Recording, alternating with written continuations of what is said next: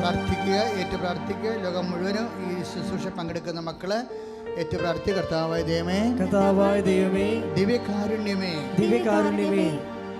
രോഗികളെ കാണുമ്പോൾ, വിശപ്പുള്ളവരെ കാണുമ്പോൾ, അനുകമ്പ തോന്നിയ ദിവ്യ ഈശോയെ, ഞങ്ങളുടെ യോഗ്യതയാലല്ല, അങ്ങയുടെ പീഡാനുഭവത്തിന്റെ പ്രത്യേക യോഗ്യതയാൽ പ്രത്യേക ജീവിത ആവശ്യങ്ങളുടെ സമ്മർദ്ദത്തില് സങ്കടപ്പെടുന്നവരുടെ മേൽ കർത്താവിന്റെ കരുണ ചൊരിയണമേ.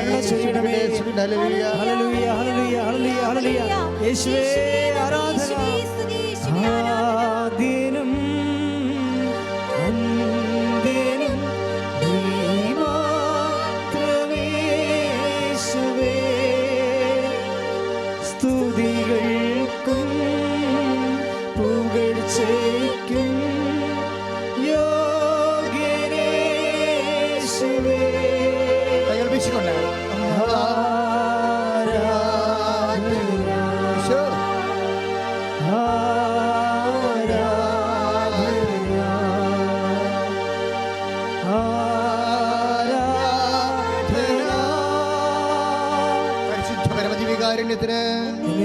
ആരാധനയും സ്തുതിയും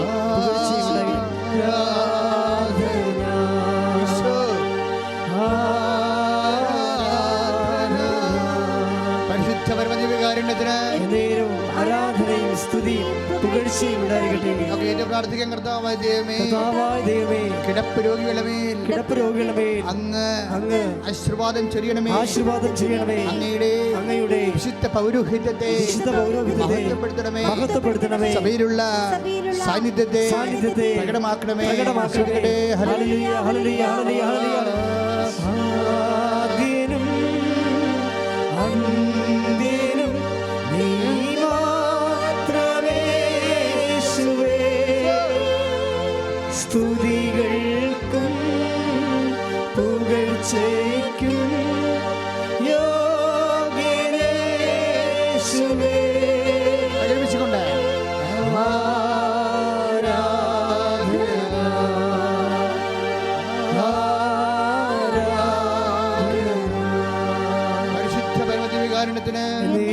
ആരാധനയും സ്തുതിയും പുകഴ്ചയും പരിശുദ്ധ പരമദിവ്യകാരുണ്യത്തിന് ആരാധനയും സ്തുതിയും പുകഴ്ചയും. കർത്താവായ ദൈവമേ, കിടപ്പ് രോഗികള്, അവരുടെ വീടുകള്, വിവിധ പരിസരങ്ങള് യേശുക്രിസ്തുവിന്റെ രക്തത്താൽ അഴിക്കപ്പെടട്ടെ. രോഗപീഠകള്, ബന്ധനങ്ങള് യേശുനാമത്തിൽ വീര്യമാകട്ടെ.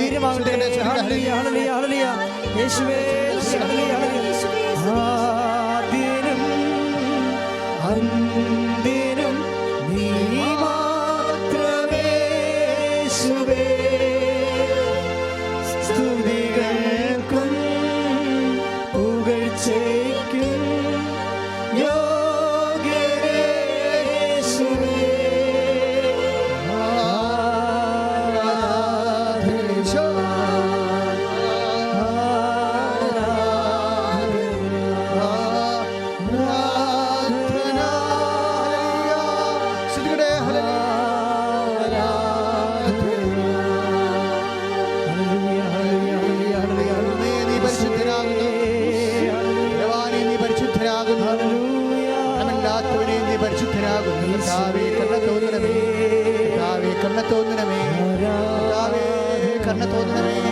പാപികളായിരിക്കുന്നവരുടെ മേലെ, പാപാവസ്ഥ ജീവിക്കുന്നവരുടെ മേലെ, പ്രാർത്ഥിക്കാൻ കഴിയാത്തവരുടെ മേലെ, പ്രാർത്ഥിക്കുവാൻ മനസ്സ് ഇടിഞ്ഞുപോയവരുടെ മേൽ കർത്താവേ കണ്ണ തോന്നണമേ.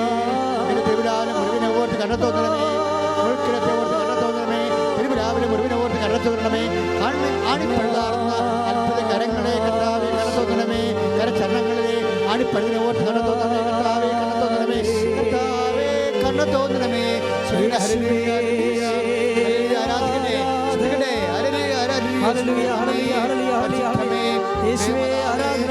എല്ലാ മക്കൾക്കും വേണ്ടി വിശുദ്ധന്മാരെ സുരക്ഷിതമായ നാമത്തിലെ ശാരീരിക പീഡകള്, ശാരീരിക ബന്ധനങ്ങള് അഴിഞ്ഞു മാറട്ടെ.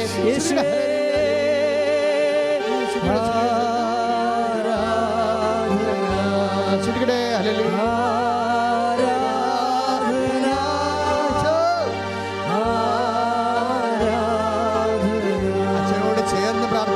കർത്താവായ ദൈവമേ, കുടുംബനാഥന് ആധ്യാത്മിക ഉള്ള കുടുംബങ്ങളെ അങ്ങേക്ക് ഏൽപ്പിച്ച് പ്രാർത്ഥിക്കുന്ന മക്കള് കൃപ നഷ്ടപ്പെട്ടു പോയവരെ, താങ്കളുടെ വഴിക്ക് ചിതറിപ്പോയവരുടെ മേൽ, കുടുംബത്തിന്റെ കാര്യങ്ങളുടെ മേൽ ഉത്തരവാദിത്തമില്ലാത്തവരുടെ മേൽ എന്ത് ചെയ്യണമെന്നറിയാതെ കുടുംബത്തിലെ കുരുകി കഴിയുന്ന കുടുംബങ്ങള് കർത്താവിന്റെ കൃപയാൽ ഇറക്കപ്പെടട്ടെ, വെളിച്ചം വീശട്ടെ, യേശു നാമത്തിലെ മാറിപ്പോകട്ടെ. യേശുവേ നന്ദി, ഹല്ലേലൂയ ഹല്ലേലൂയ ഹല്ലേലൂയ. യേശുവേ ആരാധന ആരാധന, ഹല്ലേലൂയ ഹല്ലേലൂയ ഹല്ലേലൂയ. ഓ അഭിഷേകമേ, ഓ അഭിഷേകമേ, കാറ്റായി വീശണമേ, കാറ്റായി വീശണമേ, അഭിഷേകമേ, ഓ അഭിഷേകമേ, ഓ അഭിഷേകമേ, കാറ്റായി വീശണമേ, കാറ്റായി വീശണമേ. പരിശുദ്ധ പരമദിവ്യകാരുണ്യത്തിന് നേരവും ആരാധനയും സ്തുതിയും പുകഴ്ചയും ഉണ്ടായിരിക്കട്ടെ. തകർന്നുപോയ കുടുംബങ്ങളുടെ മേൽ കർത്താവിന്റെ കൃപ ചെയ്യാൻ വേണ്ടി പ്രാർത്ഥിക്കുന്നു. കർത്താവേ, നിന്റെ വിശുദ്ധ പൗരോഹിത്യത്തെ മഹത്വപ്പെടുത്തണമേ. ഭാര്യ ഭർത്താക്കന്മാര് അകന്ന് കഴിയുന്നവര്, ഒരുമിച്ച് താമസിക്കുന്നത് സമാധാനം ഇല്ലാത്തവര്, പ്രാർത്ഥന ഇല്ലാത്ത കുടുംബങ്ങള്, ആർക്കും ദൈവത്തിന്റെ വിശ്വാസം കുറഞ്ഞു വരുന്നവരുടെ മേൽ എല്ലാം ദൈവത്തിന്റെ കൃപ ചെയ്യട്ടെ. കർത്താവിന് രക്തം തളിക്കട്ടെ. ഓരോ വീടിന്റെ 4 അതിരുകളിൽ കർത്താവിന് രക്തം തളിക്കപ്പെടട്ടെ. ഓരോ കുടുംബ നടത്തളങ്ങളിൽ കർത്താവിന് രക്തം തളിക്കട്ടെ. പൈശാച പീഠകള്, ബന്ധനങ്ങള് യേശുവിന്റെ നാമത്തിൽ അഴിഞ്ഞു മാറട്ടെ. ഹല്ലേലൂയ ഹല്ലേലൂയ ഹല്ലേലൂയ. വിടുതലിൻ ആത്മാവേ നിറയണമേ, അഗ്നിതൻ അഭിഷേകമായി പടരണമേ. വിടുതലിൻ ആത്മാവേ നിറയണമേ, അഗ്നിതൻ അഭിഷേകമായി പാപമില്ല, ചാമ്പലാക്കണമേ, കൃപയാൽ ജ്വലിപ്പിക്കണമേ. പാപമില്ല, ഒരുമിച്ച് പാടുക. പാപമില്ല, ചാമ്പലാക്കണമേ, കൃപയാൽ ജ്വലിപ്പിക്കണേ. ഓ അഭിഷേകമേ, ഓ അഭിഷേകമേ, കാറ്റായി വീശണമേ, കാറ്റായി വീശണമേ. ഓ അഭിഷേകമേ, ഓ അഭിഷേകമേ, കാറ്റായി വീശണമേ, കാറ്റായി വീശണമേ. പരിശുദ്ധ പരമദിവ്യകാരുണ്യത്തിന് നേരവും ആരാധനയും സ്തുതിയും പുകഴ്ചയും ഉണ്ടായിരിക്കട്ടെ. കർത്താവേ, ഞങ്ങൾ കാരുണ്യത്തിന് വേണ്ടി പ്രാർത്ഥിക്കുന്നു. ഈശോ, കൊറോണയും കാലങ്ങളിൽ, ലോക്ക്ഡൗൺ കാലങ്ങളിൽ പതിവായി കുർബാന മുടങ്ങിയതിൻ്റെ പേരിൽ ആത്മീയ ശൈത്യം വന്നവരുടെ മേൽ കർത്താവിൻ്റെ രക്തം തളിയട്ടെ. കർത്താവിൻ്റെ രക്തം തളിക്കപ്പെടട്ടെ. ആത്മീയ ശൈത്യം വന്ന ഓരോ ആത്മാക്കളുടെ മേൽ കർത്താവിൻ്റെ രക്തം തളിക്കപ്പെടട്ടെ. യേശു ക്രിസ്തുവിനുതമായ നാമത്തിൽ സഭയുടെ അധികാരത്തെ കുറിച്ചിൻ്റെ അടയാളത്തിലെ എല്ലാ ആത്മീയ ശൈത്യങ്ങളും വിട്ടുമാറട്ടെ. ഹല്ലേലൂയ ഹല്ലേലൂയ ഹല്ലേലൂയ ഹല്ലേലൂയ. യേശുവേ ആരാധന, ഹല്ലേലൂയ. രക്തക്കോട്ട, രക്തക്കോട്ട, രക്തക്കോട്ട ഞങ്ങൾക്ക് ചുറ്റും പടുത്തുയർത്തണമേ. ശക്തന്മാരാ ദൂതന്മാരെ ഞങ്ങൾക്ക് ചുറ്റും കാവലിനായി നൽകിയിടണമേ. രക്തക്കോട്ട, രക്തക്കോട്ട, രക്തക്കോട്ട ഞങ്ങൾക്ക് ചുറ്റും പടുത്തുയർത്തണമേ. ശക്തന്മാരാ ദൂതന്മാരെ ഞങ്ങൾക്ക് ചുറ്റും കാവലിനായി നൽകിയിടണമേ. രക്തം രക്തം, യേശുവിൻ രക്തം, മോചനമേകും യേശുവിൻ രക്തം. രക്തം രക്തം, യേശുവിൻ രക്തം, മോചനമേകും യേശുവിൻ രക്തം. പരിശുദ്ധ അമ്മയ്ക്കും യേശുദേവനും ഞാൻ കോടാനുകോടി നന്ദി പറയുന്നു. എനിക്ക് ജോലി കിട്ടിയ ഒരു സാക്ഷ്യമാണ്. എൻ്റെ ജീവിതത്തെ സൂയിസൈഡ് പോയിന്റിൽ നിന്ന് ഇവിടം വരെ എന്നെ ഉയർത്തിയ ഒരു സാക്ഷ്യമാണ് എനിക്ക് പറയാനുള്ളത്. ഞാൻ ഓഗസ്റ്റ് 5-ാം തീയതി 2022 യു കെയിലെത്തുന്നത്. ഒരു സീനിയർ ഹെൽത്ത് കെയർ അസിസ്റ്റൻ്റ് ആയിട്ടാണ് ഞാൻ അവിടെ പോകുന്നത്. അത് ഡൊമിസിലറി ആയിരുന്നു, door to door service. So ഞങ്ങൾക്ക് ഡ്രൈവ് ചെയ്യണമായിരുന്നു. ഡ്രൈവ് ചെയ്യാൻ കോൺഫിഡൻസ് ആയിട്ട് ഡ്രൈവിംഗ് ലൈസൻസോട് കൂടി പോയ എന്നെ മെൻ്റൽ ഹരാസ്മെൻറ്റോട് കൂടെ അവരെൻ്റെ കോൺഫിഡൻസിനെ ഇല്ലാതാക്കുകയും ഡ്രൈവ് ചെയ്യാത്തതിൻ്റെ പേരിൽ നിരന്തരം പീഡിപ്പിക്കുകയും ചെയ്തുകൊണ്ടേയിരുന്നു. ആ കമ്പനി അവിടുത്തെ സ്ലേവറി അതുപോലെ തന്നെ കെയർ ക്വാളിറ്റി അതൊക്കെ പ്യുവർ ആയതിൻ്റെ പേരിൽ പോലീസിൻ്റെ നിയന്ത്രണത്തിലായിരുന്നു. അതിൻ്റെ ഒബ്സർവേഷനും അവർക്കെതിരെ കേസൊക്കെ നടന്നുകൊണ്ടിരുന്ന ഒരു സമയത്താണ് ഞാൻ അവിടെ ചെന്നിറങ്ങുന്നത്. ഞങ്ങൾ പുതിയതായി വന്നിരുന്ന 2 പേരോടായിരുന്നു അവർക്ക് കൂടുതലായിട്ടും അവരുടേതായ പ്രശ്നങ്ങൾ ഞങ്ങളുടെ മേലെ അടിച്ചേൽപ്പിക്കാനാണ് അവിടെ നോക്കിക്കൊണ്ടിരുന്നത്. നിങ്ങൾ എല്ലാവർക്കും അറിയുന്നത് പോലെ തന്നെ UK-ലെയും ഇന്ത്യയിലെയും ഡ്രൈവിംഗ് റൂൾസ് ഒരുപാട് ഡിഫറെൻ്റ് ആണ്. അപ്പോൾ ഇവിടെ വണ്ടി ഓടിച്ച് പരിചയമുള്ള നമുക്ക് അവിടെ ചെന്ന് കഴിയുമ്പോൾ വിത്തൗട്ട് ട്രെയിനിങ് ഒന്നും ചെയ്യാൻ കഴിയില്ല. പ്രാക്ടീസ് തരാൻ പറഞ്ഞ് ഞങ്ങൾ നിരന്തരം അവരെ കോൺടാക്ട് ചെയ്തുകൊണ്ടിരുന്നു. എങ്കിലും ഞങ്ങൾക്ക് ഷിഫ്റ്റ് തരാതെ വീട്ടിലിരുത്തോ മാത്രമേ അവർ ചെയ്തിരുന്നുള്ളൂ. അതിനിടയിൽ ഞങ്ങൾക്ക് ആകെ കൂടെ കിട്ടിയത് 2 ആഴ്ചയുള്ള ഷിഫ്റ്റ് മാത്രമാണ്. അതിലൂടെ ലോൺ അടയ്ക്കാനോ ഒന്നിനും പറ്റാത്തൊരു സാഹചര്യത്തിൽ ഇനി നിങ്ങൾ ഒറ്റയ്ക്ക് ഡ്രൈവ് ചെയ്ത് ഓരോരോ ഡോർ ടു ഡോർ സർവീസിന് പോകണം, അല്ലെങ്കിൽ നിങ്ങളുടെ വിസ ക്യാൻസൽ ചെയ്തെന്ന് പറഞ്ഞുകൊണ്ട് ഞങ്ങളെ ഭീഷണിപ്പെടുത്താൻ തുടങ്ങി. ഈ സാഹചര്യത്തിലാണ് അവരുടെ കേസ് കൈകാര്യം ചെയ്തുകൊണ്ടിരുന്ന പോലീസ് ഓഫീസിൽ ഞങ്ങൾ അവരുടെ അക്കോമഡേഷൻ തന്നെയായിരുന്നു താമസിച്ചുകൊണ്ടിരുന്നത്. അവിടെ വരികയും ഞങ്ങളെ ഇതിൻ്റെ പേരിൽ ആ കമ്പനിയിൽ നിങ്ങൾ എന്തെങ്കിലും പ്രശ്നങ്ങൾ നേരിടുന്നുണ്ടോ, എന്താണ് നിങ്ങളുടെ ബുദ്ധിമുട്ട്, അങ്ങനത്തെ കുറേ കാര്യങ്ങൾ ഞങ്ങളോട് അന്വേഷിച്ചു. അപ്പോൾ ആ മൊമെൻറ്റിൽ ഞങ്ങൾ നേരിട്ടുകൊണ്ടിരുന്ന പ്രശ്നം ഞങ്ങൾക്ക് ഷിഫ്റ്റ് ഇല്ല, ഡ്രൈവിംഗ് ആയിരുന്നു അവർ പറഞ്ഞുകൊണ്ടിരുന്ന ഒരു പ്രശ്നം. അതിൻ്റെ പേരിൽ നിരന്തരം മെയിലായിട്ടും ഫോൺ കോളായിട്ടും ഞങ്ങളുടെ വിസ ക്യാൻസൽ ചെയ്യുമെന്ന് പറഞ്ഞുകൊണ്ട് ഞങ്ങളെ ഇങ്ങനെ നിരന്തരം കോൾ ചെയ്തുകൊണ്ടിരിക്കുമായിരുന്നു. ഇത് മാത്രമാണ് ഞങ്ങൾ അവരോട് പറഞ്ഞത്. പക്ഷേ അവിടെയുള്ള മറ്റ് സ്റ്റാഫുകൾ അവർക്കെതിരെ മൊഴി കൊടുത്തു. അവരോട് പെരുമാറുന്ന രീതി ശരിയല്ല, സ്ലേവ്സ് ആയിട്ടാണ് അവരെ കാണുന്നത്, അതുപോലെ തന്നെ അവർക്ക് ഇനഫ് ഷിഫ്റ്റ് ഇല്ല, അങ്ങനത്തെ പല കാര്യങ്ങളും ഞങ്ങൾ പറഞ്ഞു എന്നുള്ള രീതിയിൽ മറ്റുള്ളവർ അവരെ പറഞ്ഞ് തെറ്റിദ്ധരിപ്പിക്കുകയും അതിൻ്റെ പേരിൽ പിന്നീട് 1 മാസം ഞങ്ങൾക്ക് അവർ ഷിഫ്റ്റ് തരാതെയുമായി. ഇതിനിടയിലും നിരന്തരമായിട്ട് അവരുടെ ഓരോരോ കോളിലൂടെ നിങ്ങളുടെ വിസ ക്യാൻസലാക്കും, നിങ്ങൾക്ക് തിരിച്ച് നാട്ടിൽ പോകും, ഇങ്ങനെ ഞങ്ങളെ പറഞ്ഞ് പേടിപ്പിക്കാൻ തുടങ്ങി. ആ അവസരത്തിൽ അവിടെ ചെന്ന് 1.5 മാസം കഴിഞ്ഞ് ഒരു ദിവസം ഞങ്ങളുടെ അടുത്ത് ഞങ്ങൾക്ക് കോൾ ത്രൂ ഞങ്ങളെ അറിയിക്കുകയുണ്ടായിരുന്നു. 2 ദിവസം ഇന്ന് വിളിച്ചിട്ട് മറ്റന്നാൾ ഈ റൂം നിങ്ങൾ വെക്കേറ്റ് ചെയ്യണം എന്ന് പറഞ്ഞു. അവിടെ ചെന്ന് 1.5 മാസം മാത്രം പരിചയമുള്ള ഞങ്ങൾക്ക് ജോലിയും ഇല്ല, ആരെയും പരിചയവും ഇല്ല. ആ സാഹചര്യത്തിൽ എങ്ങോട്ട് പോകുന്നു എന്നറിയാതെ വന്നപ്പോൾ ആ പരിചയമുള്ളവരെ മൊത്തം വിളിച്ചു നോക്കി. എല്ലാവരും കൈ ഒഴിഞ്ഞു. എല്ലാവർക്കും അറിയുന്നത് പോലെ തന്നെ എല്ലാവർക്കും സ്വന്തം ലൈഫാണല്ലോ ഇമ്പോർട്ടൻറ്റ്. അവിടെ ആരും സഹായിക്കാനുണ്ടായിരുന്നില്ല. ആ ടൈമിൽ അന്ന് അവർ എൻക്വയറിക്ക് വന്നപ്പോൾ ഞങ്ങൾക്ക് ഒരു കോൺടാക്ട് നമ്പർ തന്നിരുന്നു.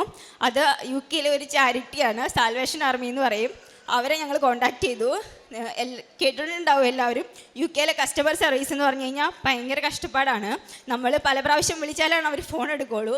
അങ്ങനെ നിരന്തരം കോൺടാക്ട് ചെയ്തുകൊണ്ടിരുന്ന് ഒരു 5 അവറിനുള്ളിൽ ഒരാൾ കോൾ എടുത്തു.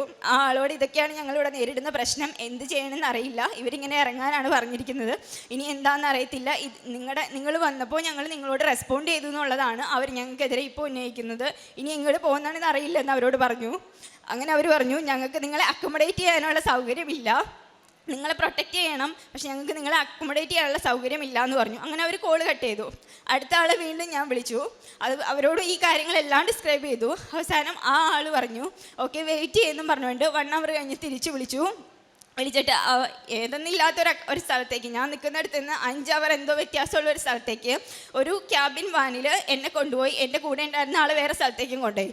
ആ സമയത്ത് ആ ക്യാബിൻ വാനിനുള്ളിലിരുന്ന് ശ്വാസം മുട്ടിക്കൊണ്ടിരുന്ന എനിക്ക് എങ്ങടാ ഞാൻ പോകുന്നതെന്ന് പോലും അറിയത്തില്ലായിരുന്നു. അവിടെ ചെന്നു 2 ദിവസത്തോളം ഫുഡ് പോലും ഉണ്ടായിരുന്നില്ല. 3ാമത്തെ ദിവസം അവരുടെ തന്നെ ഒരു സപ്പോർട്ട് വർക്കർ ഞങ്ങളെ എന്നെ കാണാൻ വന്നു.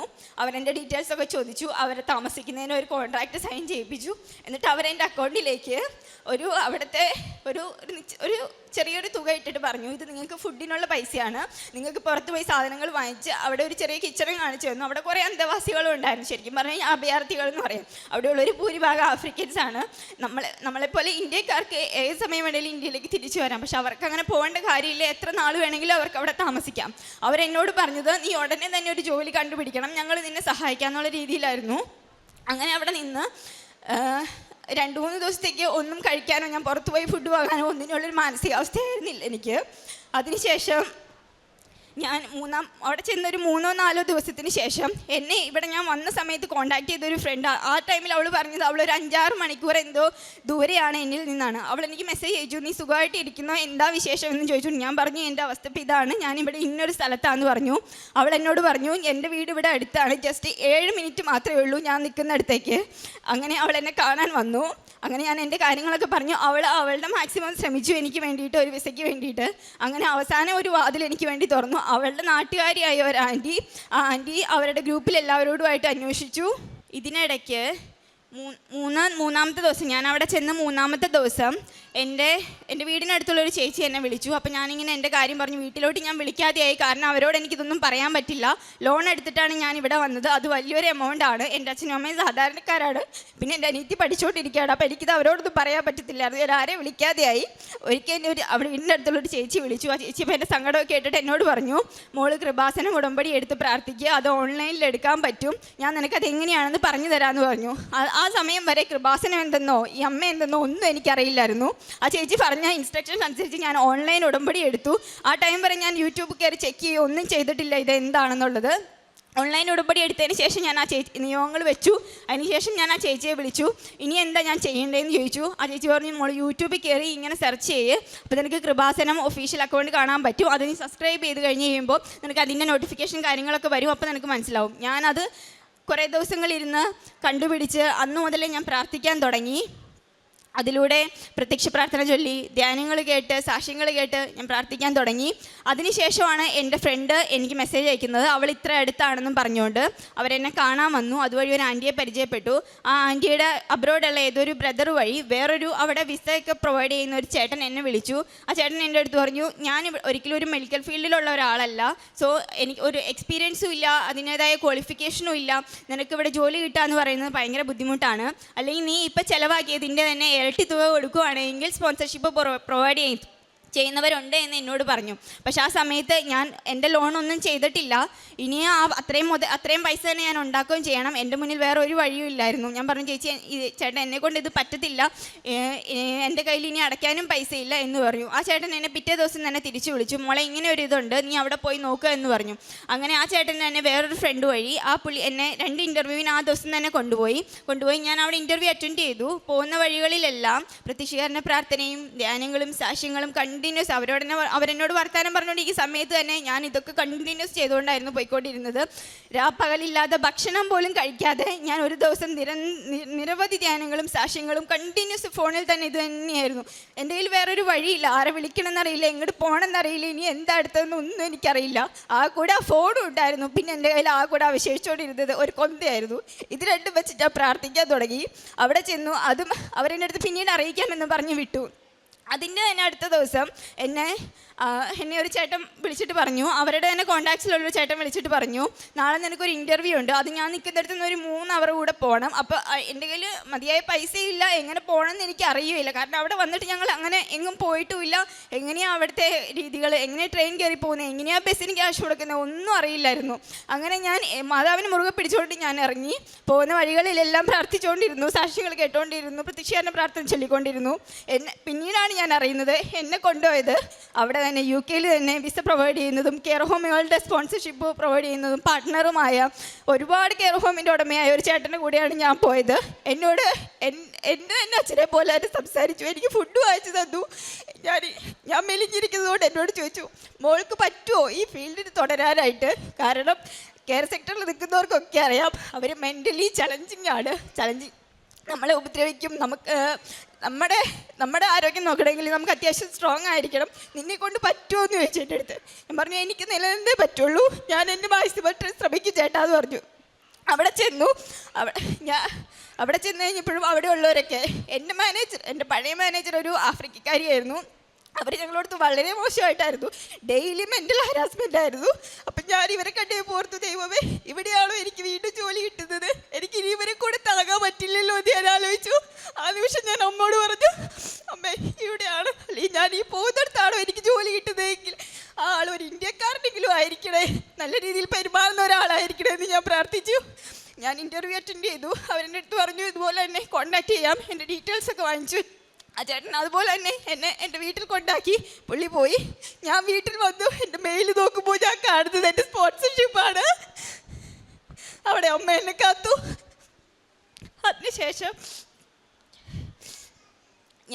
അതിനുശേഷം ഒരു 10 ദിവസത്തെ ഇടവേളയിൽ ജനുവരി 1 എനിക്ക് സ്പോൺസർഷിപ്പ് വന്നു.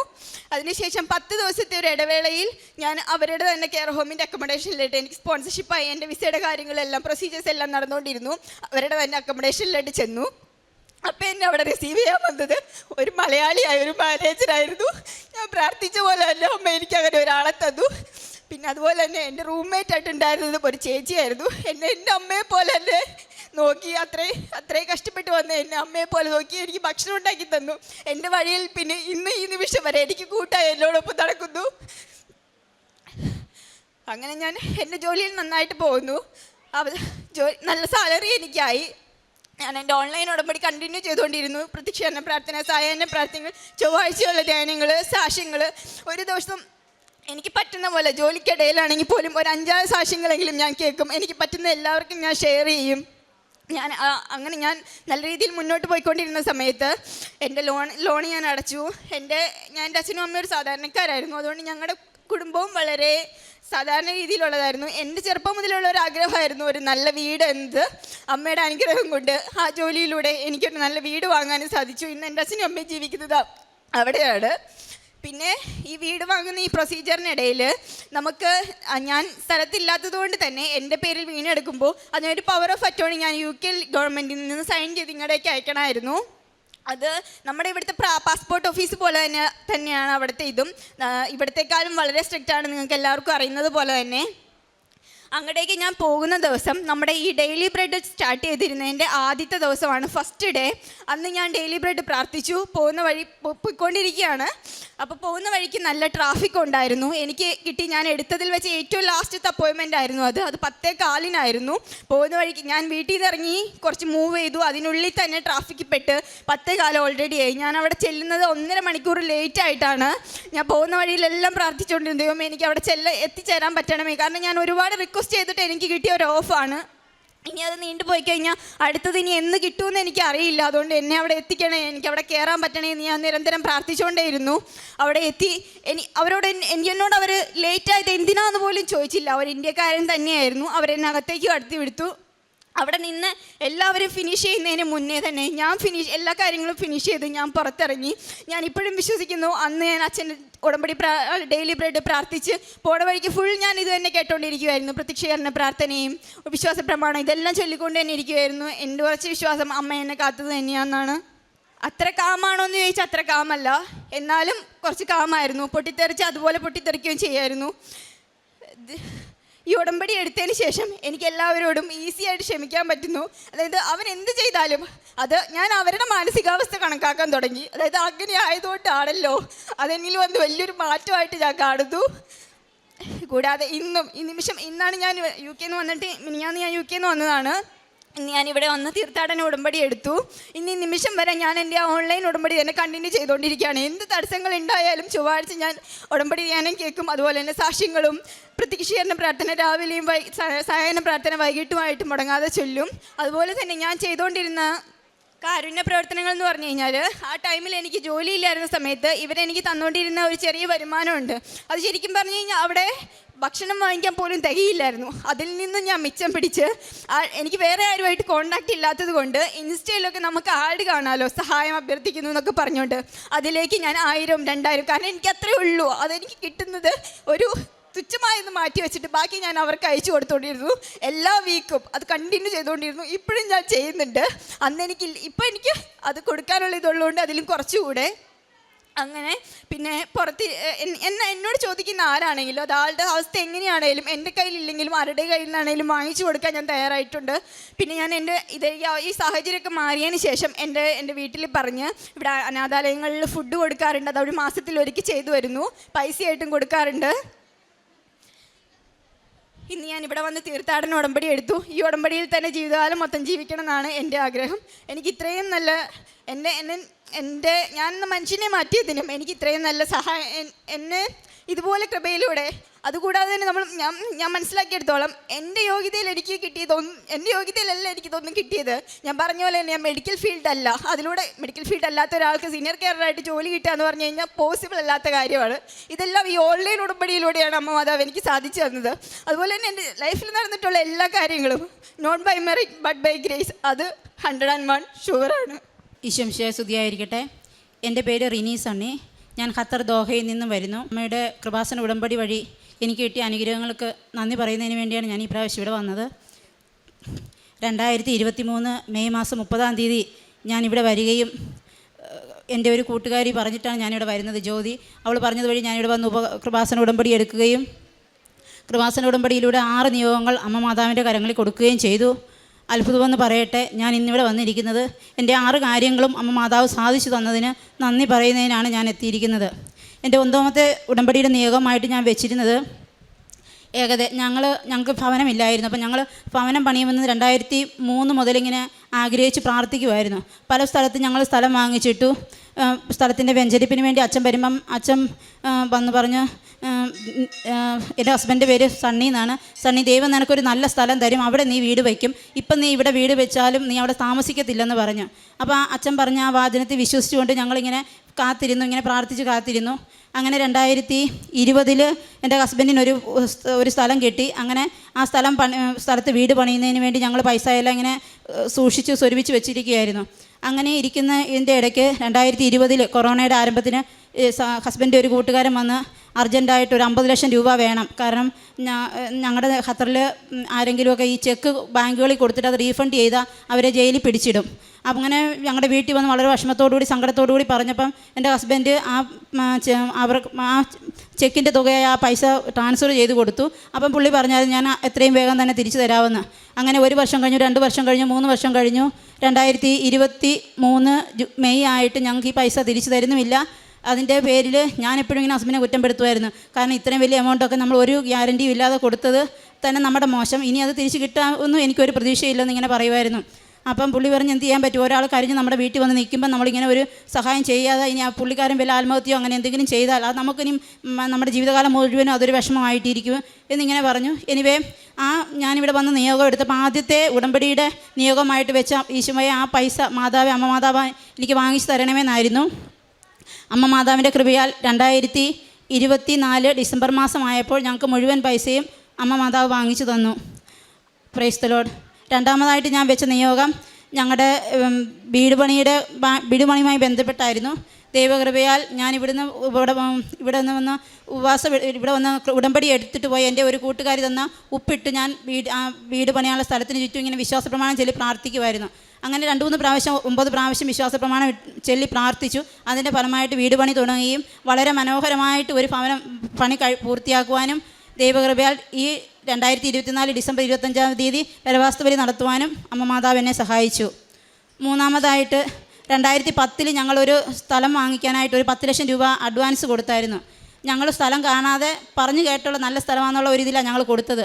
തിരിച്ച് ഞങ്ങൾ ലീവിന് വെക്കേഷന് 2011 വന്ന ആ സ്ഥലം കണ്ടപ്പം ഞങ്ങൾക്ക് ആ സ്ഥലം ഇഷ്ടപ്പെട്ടില്ല. അപ്പം ഞങ്ങൾ അതിൻ്റെ ഓണറിനോട് പറഞ്ഞു, ഞങ്ങൾക്ക് സ്ഥലം വേണ്ട, ഞങ്ങൾ തന്ന പൈസ ഞങ്ങൾക്ക് തിരിച്ച് തന്നാൽ മതി, നിങ്ങൾ എത്രയാണെന്ന് വെച്ചാൽ അഡ്വാൻസ് നിങ്ങൾ പിടിച്ചിട്ട് ബാലൻസ് പൈസ തരാൻ പറഞ്ഞു.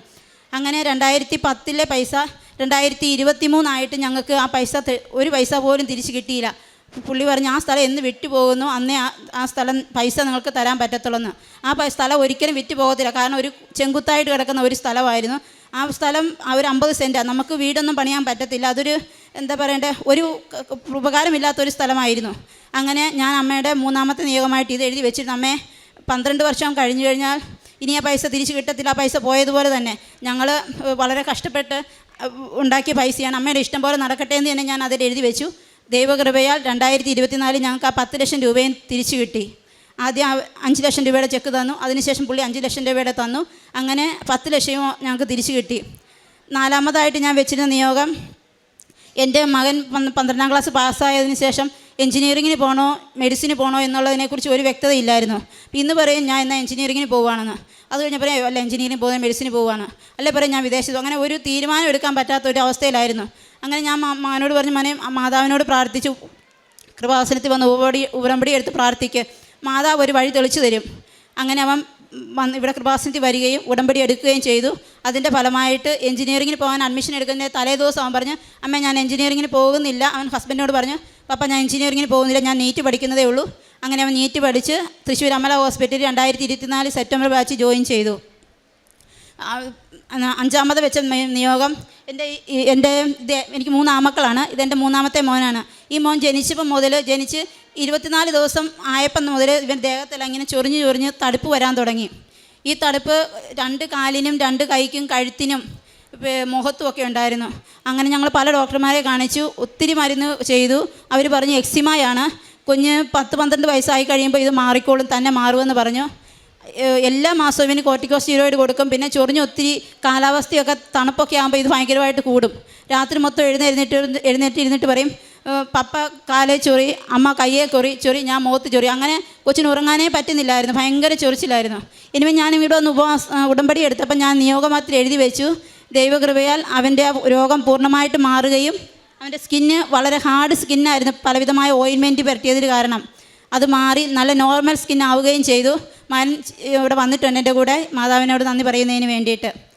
അടുത്തതായി ഞാൻ വെച്ചിരുന്ന നിയോഗം, അത് ശരിക്കും ഞാൻ നിയോഗമായിട്ട് വെക്കാൻ വന്നതുമല്ല, നിയോഗമായിട്ട് 6ാമത്തെ നിയോഗമായിട്ട് ഞാൻ വേറെ ഒരെണ്ണമാണ്. ശരിക്കും എൻ്റെ കുടുംബത്തെ സമർപ്പിച്ച് പ്രാർത്ഥിക്കാൻ വേണ്ടിയാണ് ഇവിടെ വന്ന്, കുടുംബത്തിൻ്റെ ആത്മീയമായ വളർച്ചയ്ക്ക് എഴുതണമെന്നും പറഞ്ഞുകൊണ്ടാണ് ഞാൻ ശരിക്കും പേപ്പറിൽ എഴുതിക്കൊണ്ട് വന്നത്. പക്ഷേ ഇവിടെ വന്ന് എഴുതിക്കൊണ്ടിരുന്നപ്പോൾ എൻ്റെ മനസ്സിൽ പറഞ്ഞു, ഞാൻ 2003 ഖത്തറിൽ പോയി ജോയിൻ ചെയ്തതാണ്. എന്നിട്ട് 2023 ഞാൻ ലോക്കൽ കോൺട്രാക്റ്റ് ആയിരുന്നു, എൻ്റെ ഹസ്ബൻഡിൻ്റെ സ്പോൺസർഷിപ്പിലായിരുന്നു. അപ്പോൾ അത് ഓവർസീസായിട്ട് മാറിക്കഴിഞ്ഞാൽ ഞങ്ങൾക്ക് അതിന് ഒത്തിരി ബെനിഫിറ്റ് വ്യത്യാസം ഉണ്ടായിരുന്നു. ഏകദേശം 1.5 ലക്ഷത്തോളം രൂപയുടെ ശമ്പള വർധന വരുമായിരുന്നു. കാരണം ഞങ്ങൾക്ക് വീടിൻ്റെ പൈസ, എൻ്റെ ടിക്കറ്റ്, പിള്ളേരുടെ ടിക്കറ്റ്, അങ്ങനെ ഒത്തിരി വ്യതിയാനങ്ങളുണ്ടായിരുന്നു. അപ്പോൾ ഞാനിങ്ങനെ മാതാവിനോട് പ്രാർത്ഥിച്ച്, മാതാവേ കൂട്ടത്തിലുള്ള എല്ലാവരും തന്നെ ഓവർസീസ്, ഞാൻ ലോക്കലായിട്ട് വർക്ക് ചെയ്യുന്നു, ഞങ്ങളെല്ലാവരും ഒരേ ജോലിയാണ് ചെയ്യുന്നത്, മാതാവിന് ഇഷ്ടമാണെങ്കിൽ മാത്രം എൻ്റെ കോൺട്രാക്റ്റ് ഒന്ന് മാറ്റി തരണമെന്ന് പ്രാർത്ഥിച്ചു.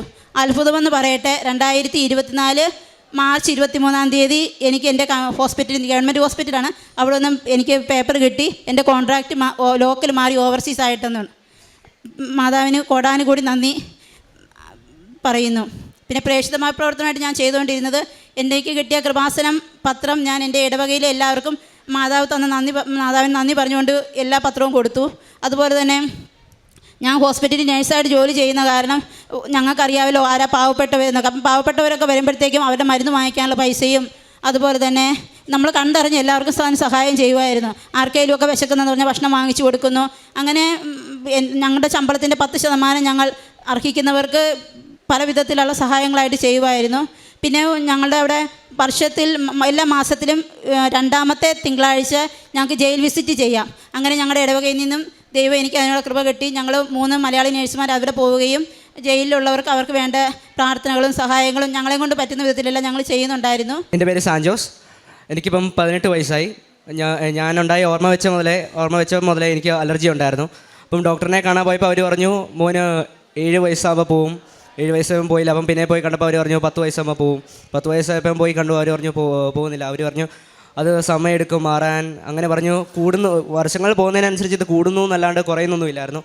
അത് കഴിഞ്ഞപ്പം മമ്മി കൃപാസനത്തിൽ വന്നു, ഒരു നിയോഗമായിട്ട് വെച്ച് പ്രാർത്ഥിച്ചു.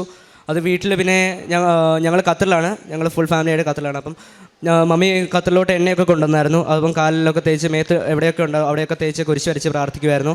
പ്രാർത്ഥിച്ച് 2023 വന്ന് എടുത്തത്. 24 ആയപ്പോഴത്തേനും കംപ്ലീറ്റ് അലർജി പോയി, പാടും പോയി, സ്കിന്ന് കുറേ മുറിഞ്ഞ് അപ്പോൾ അത് റഫാകുമായിരുന്നു. റഫായ സ്കിന്നെല്ലാം പോയി, നോർമൽ ക്ലിയർ സ്കിന്നായി. അത് കഴിഞ്ഞപ്പം ഈ വർഷം ഞാൻ വന്ന് ഉടമ്പടി ഇവിടെ എടുത്തു. അപ്പം ഞങ്ങൾ ഉടമ്പടീൻ്റെ എല്ലാ പ്രാർത്ഥനകളും രാവിലെ എഴുന്നേറ്റ് ചെല്ലുന്നുണ്ട്, എൻ്റെ കുരിശ് വരച്ച് പ്രാർത്ഥിക്കുന്നുണ്ട്, എല്ലാം ചെയ്യുന്നുണ്ട്. ഞങ്ങൾ എല്ലാ ദിവസവും തന്നെ ജപമാല കുടുംബ പ്രാർത്ഥന മുടക്കാറില്ല. സാധിക്കുന്ന എല്ലാ ദിവസങ്ങളിലും പരിശുദ്ധ കുർബാനയ്ക്ക് പോകാറുണ്ട്. അതുപോലെ തന്നെ കാരുണ്യ പ്രവൃത്തികളും ഞങ്ങൾ ആരെയൊക്കെ വിശ്വാസ ജീവിതം നയിക്കാതെ കണ്ടാലും ഞങ്ങൾ അവരുടെ വീട്ടിൽ പോവുകയും പേഴ്സണലായിട്ട് തന്നെ അവരോട് മാതാവിനെക്കുറിച്ചും മാതാവ് തന്നിരിക്കുന്ന അനുഗ്രഹങ്ങളെക്കുറിച്ചും കൃപാസന മാതാവിനെക്കുറിച്ച് പ്രത്യേകം ഞങ്ങൾ വളരെ ഉത്സാഹത്തോടെ പറയാറുണ്ട്.